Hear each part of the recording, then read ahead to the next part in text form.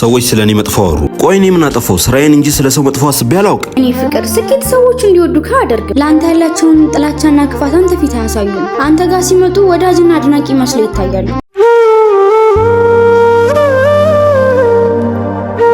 የኔ ፍቅር ባክሽ ተይኝ፣ ተናድጃለሁ።